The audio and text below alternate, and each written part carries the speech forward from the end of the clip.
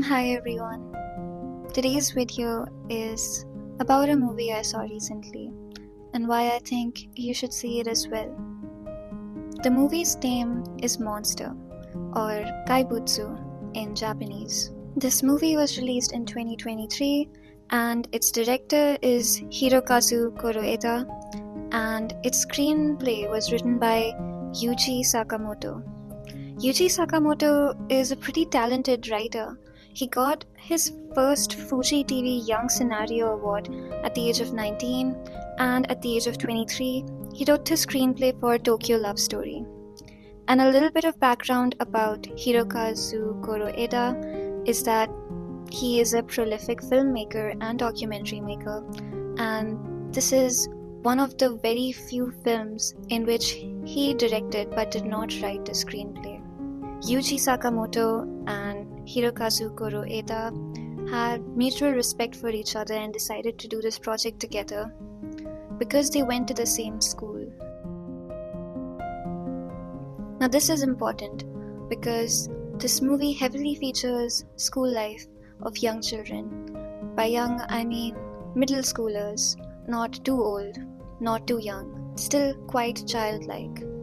If you try to watch this movie on any OTT platform like Amazon Prime Video where I saw it, its plot would be described something as a single mother who tries to confront her son's school teacher after she notices disturbing changes in his behavior. I could go into why this movie is an awesome film that won many accolades when it released, but I want to get a bit more intimate about what made this movie special for me.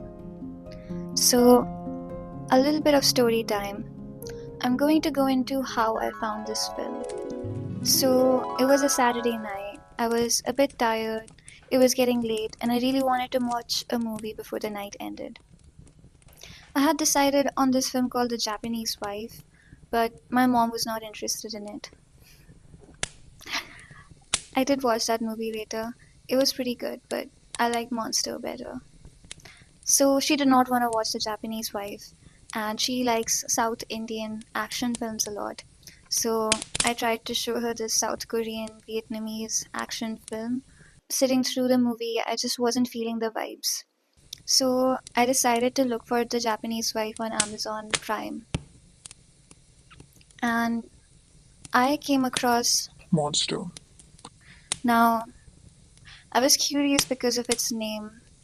I thought it would be a very straightforward, evil film about this one character who's very evil, monster-like, and I really wanted to see how far that movie would take it in terms of this monster-like quality of a person.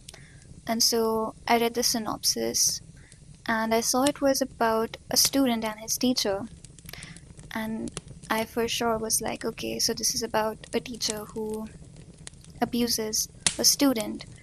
And while the subject matter was a bit dark and I wasn't in the mood to watch something particularly dark that evening, I just played it to see what the scenes are like and how it would lead into the possible potential abuse by the teacher.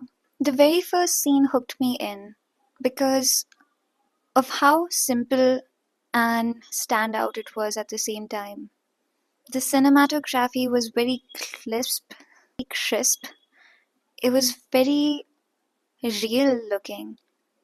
Even though it was very well shot, it did not have that fiction-like, film-like quality to it.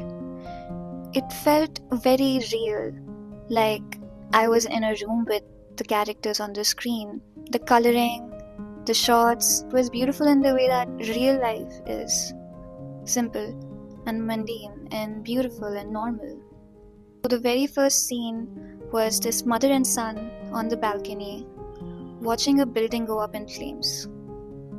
And the dialogue immediately stood out because of how real it was, how this mother character was honest with her son, and the immediate camaraderie. It did not feel like a character who was a mother and had to be introduced as this mother figure, but someone who just blended in so smoothly with the character of a single mother and her son. Their dialogues were very good. They weren't like too dramatic as you would expect from a movie, which makes you go, wow, that dialogue was so good. It's almost like I would only hear it in a movie. The dialogues had a lot of strength, but they were very real, very human. And so I started watching the movie, and as the plot progressed, as I said, I thought it would be about a teacher abusing a student. And as the story unfolded, I got more and more surprises. I thought it would be just from the perspective of the single mother because that's who we start off with, but the movie takes you on a big journey of revelations and changes in mood and perspective. And as the movie progresses, you really get this plot which does so many things in a very short span. This movie was less than 2 hours, and it not only got me hooked, it also told me about the differences between adults and children, about miscommunications between authority and people, facades of people who have to go down because of public reputation issues, the beauty of childhood friendships, pain, love, all of those things, all together. And none of these topics were really like the main thing. The main thing for me was childhood friendship. And it captured childhood friendship really well, but it also did all of these other things on the side. So, speaking purely technically, plot-wise, dialogue-wise, character development, it was a quite masterful execution of screenwriting, acting, and so on. The main reason I wanted to make this video is about how a lot of people shy away from movies with quote-unquote heavy topics. I too felt like that Saturday evening when I read it's about a child who is showing disturbing behavior traits, and his mother thinks it might be because of his teacher. While I do enjoy movies with heavy subjects, it's not something I always want to see. It's definitely not something my friends want to see with me, them, or what my mom wants to see. When we think of movies, we think of entertainment, especially in an Indian Bollywood context. We want to see dancing, we want to see hot women, we want to see some great heist happening, we want to see slapstick comedy, or the American version of it, it's like we want to see Tom Cruise jump off of a plane into a ship and then dive down to get a diamond that was stolen from the British government. And then we want to see him do like backflips, and we want to see them escape a bomb, or we want to see these buildings falling down and running away. And those Oscar bait movies, as they say it, are like, that's nice, but like, it's also boring, or it's just gonna ruin my mood.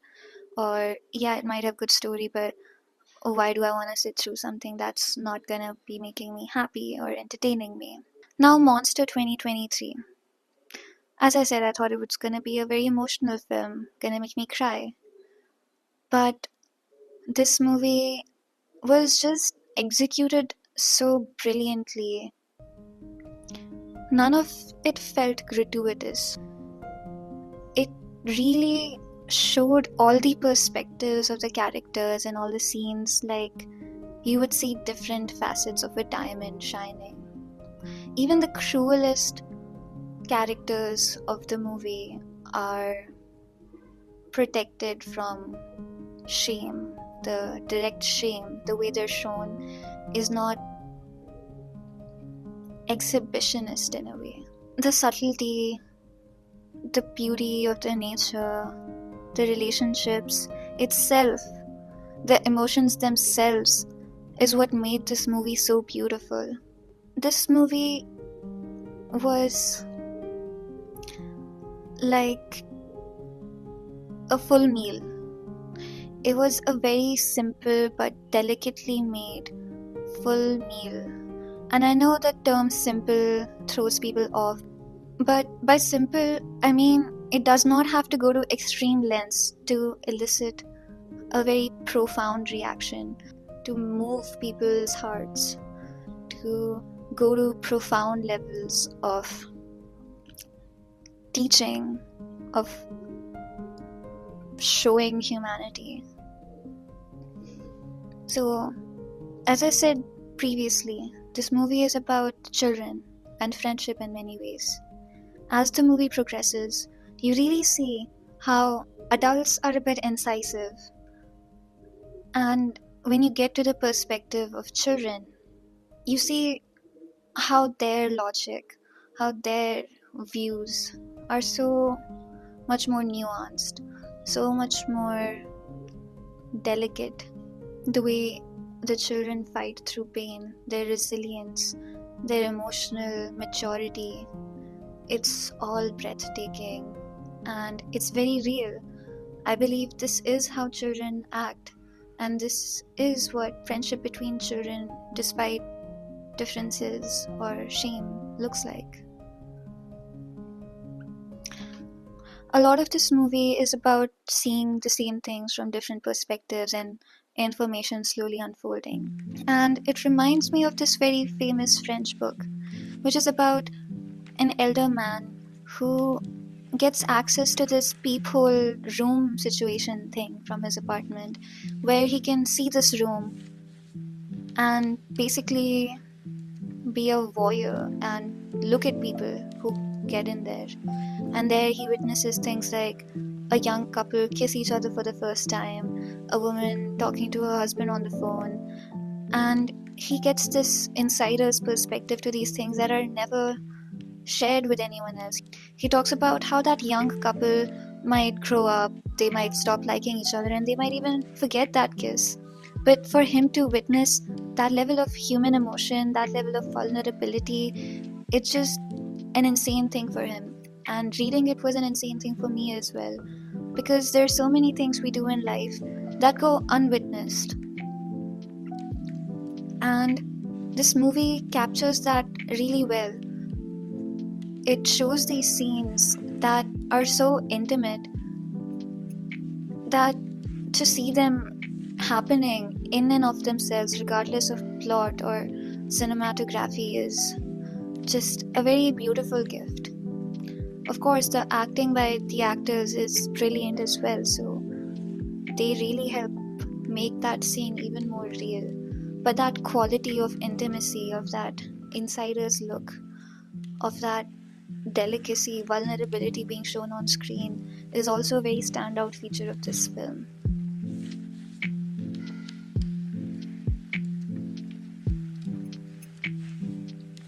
And once again, I'll repeat myself.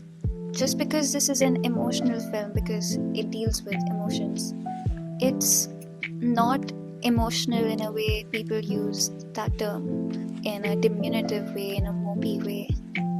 It's emotional in the way it works with human emotions.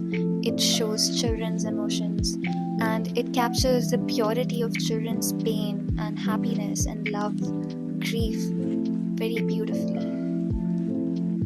So you might not get a scene where a child is crying looking at the camera about someone who died, or crying because they got hurt, but they act in subtle ways, in real ways.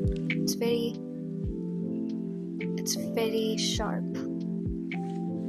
Now, just because I said this movie is this way, and it's nice, it's sharp, it's clean, that does not mean movies that do portray raw human emotions on screen, that show the very heaviness of life, that show trauma in its most raw form, are bad films, and that you should watch only movies that are clean in showing emotions, that don't deal with heavy emotions. Because fiction is not just a way to entertain yourself, it's a way to learn about the world and people, emotions, places. Go to these places where you'll never go. They're not just physical places, emotional places, the trenches. Don't feel like you're doing that in a way that's harming you, but try to see those movies in a way to understand other people, to understand stories, to understand the kind of experiences we as human species go through, to understand all that humans are capable of and their emotional resilience. The poignant nature of this film, the way dialogue scenes are so sharp and stand out to you, the confusion between characters of trying to understand who is the evil one in this whole situation, trying to unfold what's happening. It's truly something for the ages.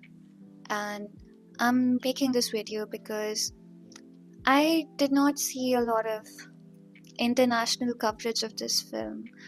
I did not see a lot of YouTubers make videos about this movie. I don't see this movie a lot on the best Asian film or the best international films you should see. And it's not a Quentin Tarantino film, it's not a Wong Kar-wai film. So a lot of international audiences might not know about this film. But I have seen a lot of films that claim to be very subtle, emotional, crafty, but this movie really was good. I want you to know about this masterpiece that just exists in Amazon Prime. And behind those hundreds and thousands of bundles of movies that you can choose from on a Saturday, Friday night, this is a movie you can choose as well. And I will end it at that. If you're still here, then thank you for watching my video. Please watch this film so that you can tell me in the comments what you think about it, and also so that you can tell me what you think about the characters. Do you think they were queer? Who was your favorite character? Mine was this kid, and doesn't he act so well? And yeah, I hate his dad. His dad.